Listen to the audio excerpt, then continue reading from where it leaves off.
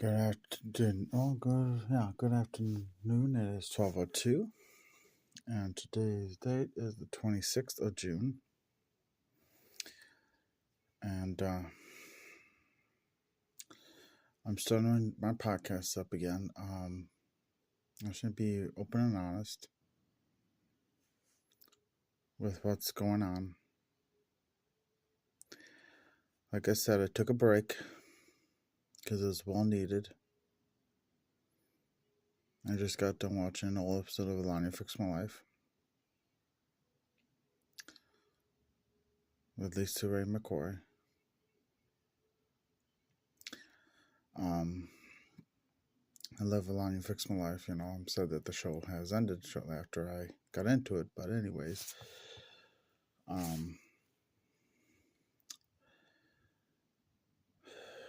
it's been brutal. The last several months since last year, it's been a mess. I feel completely lost in this world. I'll be honest, I feel too lost. Even though I'd learn this, I just feel like I'm lost. I could still search for my purpose, even though I know what I was called to do and made to do. Just every day-to-day life, just going from day to day, I just feel like I'm walking in circles. Like I'm walking into things because that's just what it feels like for me right now. But mental health, I suffered a lot, and so has my physical health since end of March, with unknown heart issues. My blood pressure's been all over the dang place, but it's controlled right now by a medicine that I'm taking. The doctor gave me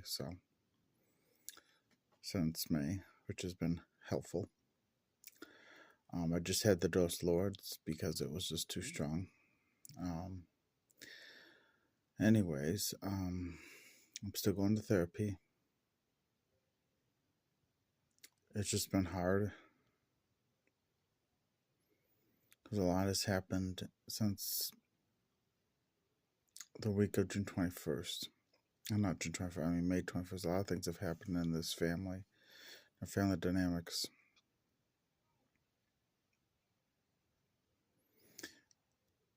It's been hard. Oh, sorry about that. I got distracted for a moment.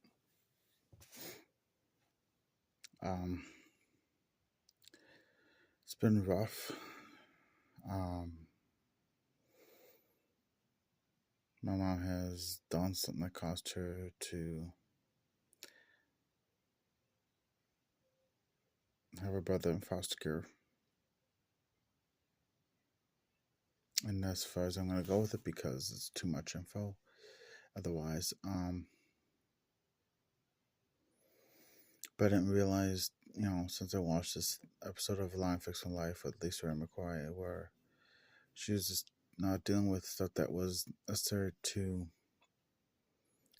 she didn't feel it was necessary to deal with, which was the old wounds and hurts, how you can go back in time when you were a little kid, or just to go back and take care of those wounds and hurts that you dealt with and everything else and the traumas. Boy, it's been interesting to see why I've been lashing out at my mom so much when they were here. My mom and my brother were here. Especially with my mom, I lashed a lot with her. We clashed so dang hard.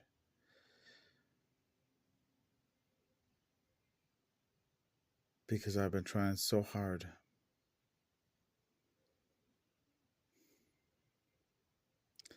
to not be like her. In any way, shape, or form, to be totally different. And I see, even now, I can see areas of my life where I'm just like her. And in areas, and I don't like it.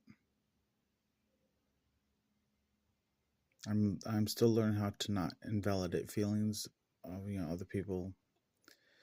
When I still do that, I have to think with my ground because because I don't know. It's hard. Life is throwing me curveball to curveball, but it's okay. Even when I'm not okay at times, it's okay to be not okay. I learned that years ago. Especially when I look back from where I was in a dark place throughout my life, especially younger, growing up as a kid.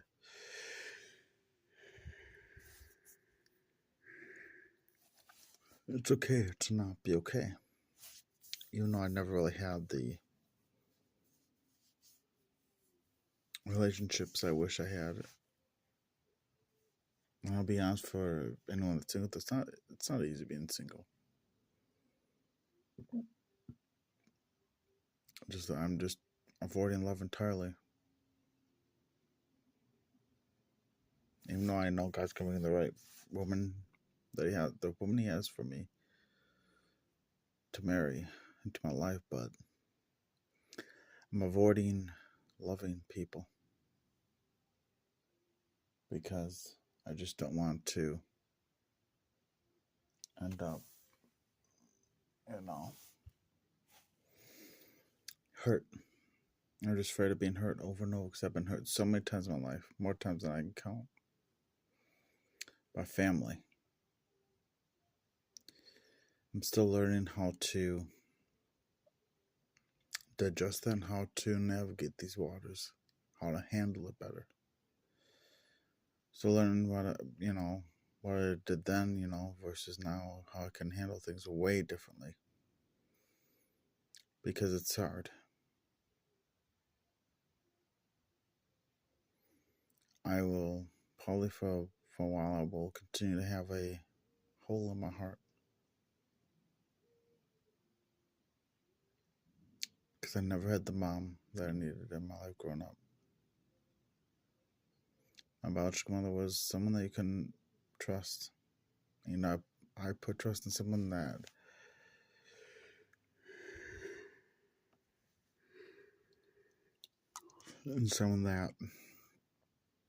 has hurt me repeatedly. I let her go. January 29th, I let her go. Then a few weeks later, I gave her an email stating, that it was time for her to know that it's over between us. I can't handle the brokenness anymore. I can't handle being broken, heartbroken, all the above. I can't handle anymore. And I still haven't healed from a lot of the hurts that I've been through as a kid. And even as an adult. Because the way my mom was with me is, oh my goodness, the first ship starts sinking, or her boat taking a wash, try to take you with. She would do everything in power to make sure that I'm sinking with her. And I just couldn't do it anymore. I'm sorry if I'm yawning a lot, just because I was adjusting to the new medicine. So my body's still learning how to, well, not learning, but still adjusting. Here, so I'm a little more tired because my body's still adjusting here. Because it's not as strong as the other one was. That was way too strong. I went from 60 milligrams down to 40. So, and I haven't took my second pill of the day yet, which is fine. But I'm going to pause this, and I'm going to do that right now. Alright, stop with that. Just have to make sure I take my second pill. It's 200 milligrams twice a day, so. Anyways.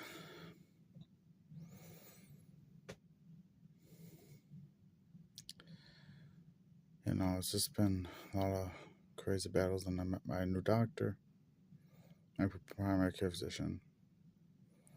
He's, in my opinion, way too rough on it, but that's okay.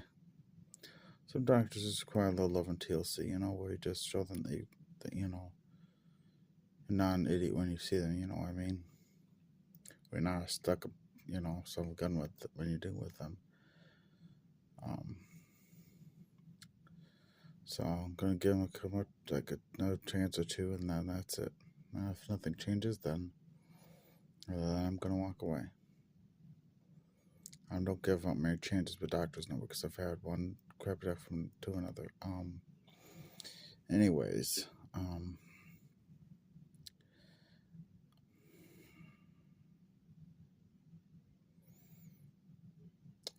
the truth is, I never felt loved by my mom. still love her, even though she never loved me.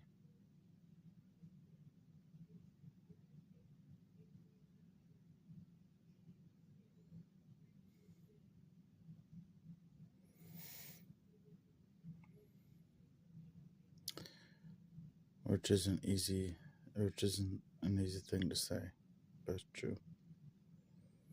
The only parent I have that really loves me is my stepdad, who I consider to be my real father, like I mentioned I probably mentioned it in an older video.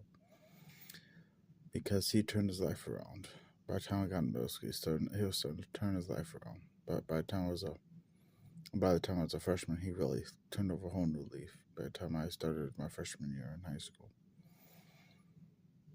he was still learning. He was just learning how to love us kids as teenagers and young adults. Because we're soon to be young adults, in just a few years. He's learning how to do with us. And then my baby brother came into the picture in 2013. He didn't know how to love little children like that. Because he just learned how to love his soon-to-be adult children. He was learning how to do that first.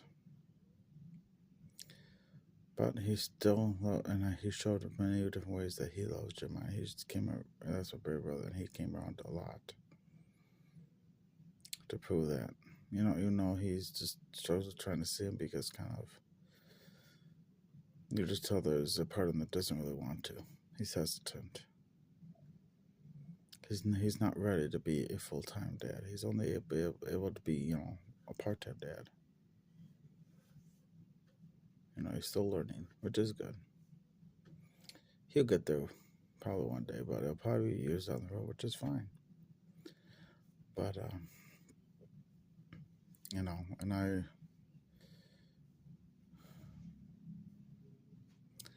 even, I just,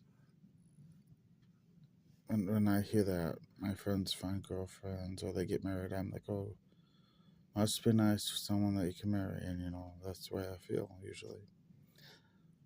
But even though I'm happy for them, but there's part of me that just wishes that could happen for me. But there's a lot of things that still need to be healed before I can even think about a relationship. There's a lot of things still to change yet. And we got an email that said, Mom, she received it not very well. But that's okay. And I know that she'll have to face the music for everything she's ever done. You can't play one card and play all the nasty cards and not expect anything in return to happen to you. Well, guess what? Doesn't matter if you're a believer in Jesus Christ or not. Doesn't matter if you're a Christian or not. You reap what you sow. It works even in the real world. Just in this world alone, without the Lord, it works the same way.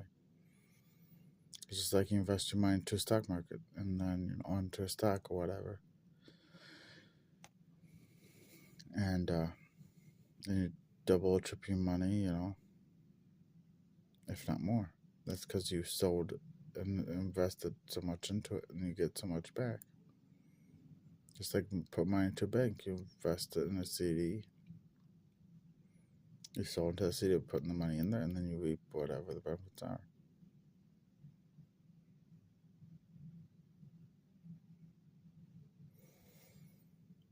And I've struggled for a long time with a lot of the different areas.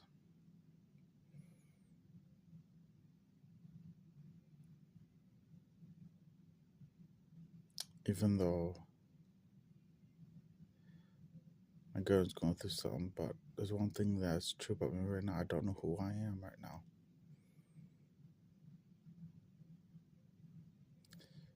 I'm still learning how to handle things. I'm learning how to navigate the rough waters. And one thing and a couple things I want to say before I close is, don't stop praying. Don't stop praying to the Lord. And if you're facing things, if you're not Christian, keep pressing on, no matter how hard it seems. you can do it. And if you can't do it on your own, there's therapy out there. There's different ways around it to handle things. If you are struggling, just seek help. Seek a therapist. And do not try to take your life. It ain't worth it. As I know from personal experience, it's not worth it. Because you miss out on a lot of things. If I was not here, if I would have been a success taking my own life in 2011 through 2013, I would have missed out on meeting two wonderful nieces. I would have missed out seeing my big brother grow up. I would have missed meeting my brother, my other brother who's in the military. I would have missed seeing his girlfriend who he married. I wouldn't have seen him graduate from the military boot camp. I never would have seen that. I would have missed out on a lot of things. Like getting together for the holidays and my girls, have family over and whatnot. Opening presents, birthdays, Easter, Thanksgiving, Christmas. I would have missed many important holidays. And I would never have met some of the wonderful people that I met so far in my life up to this point. I would never been at the church I'm at now, which is it's a very supportive church that supports one another, uplifts one another, is not judgmental. They just tell you like it is, and they're there to and they fight with you and alongside you and with you and for you. They don't do anything against you. There may be things they may say that you may not like, but that's okay. They speak the truth and honesty. And that's a big thing that I love about that church that I'm at, which is Emmanuel Palm. Emmanuel Church on Palm, and I love it.